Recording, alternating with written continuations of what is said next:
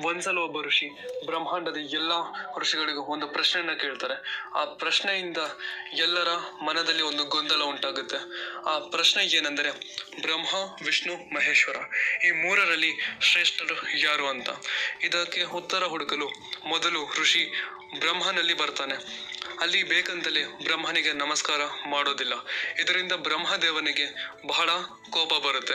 ಇದರಿಂದ ಋಷಿಗಳಿಗೆ ಅರ್ಥ ಆಗುತ್ತೆ ನಾವು ಯಾಕೆ ಬ್ರಹ್ಮನನ್ನ ಪೂಜೆ ಮಾಡೋದಿಲ್ಲ ಅಂತ. ಅಲ್ಲಿಂದ ಋಷಿಮುನಿಗಳು ಕೈಲಾಸಕ್ಕೆ ಹೋಗ್ತಾರೆ.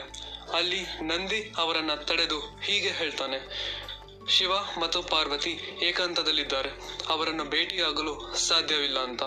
ಆಗ ಋಷಿಗಳಿಗೆ ಅರ್ಥ ಆಗುತ್ತೆ ಮತ್ತು ಅವರ ಪ್ರಶ್ನೆಗೂ ಕೂಡ ಉತ್ತರ ಸಿಗುತ್ತೆ. ಅಲ್ಲಿಂದ ಋಷಿಗಳು ವಿಷ್ಣುವಿನ ಬಳಿಗೆ ಹೋಗ್ತಾರೆ. ಅಲ್ಲಿ ಹೋದಾಗ ವಿಷ್ಣು ಮಲಗಿಕೊಂಡಿರ್ತಾನೆ. ಇದನ್ನು ನೋಡಿ ಆ ಋಷಿಗಳಿಗೆ ಬಹಳ ಕೋಪ ಬರುತ್ತೆ.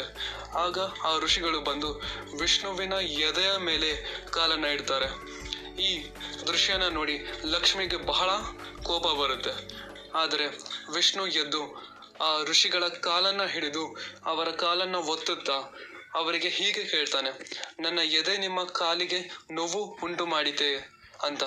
ಇದನ್ನ ಕೇಳಿ ಋಷಿಗಳಿಗೆ ಅವರ ಪ್ರಶ್ನೆಗೆ ಉತ್ತರ ಸಿಗುತ್ತೆ.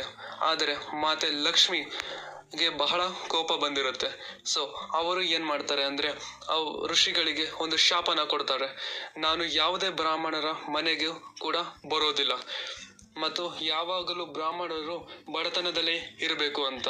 ಇದೇ ಕಾರಣಕ್ಕಾಗಿ ಎಲ್ಲ ಬ್ರಾಹ್ಮಣರು ಇಂದಿಗೂ ಕೂಡ ಬಡತನ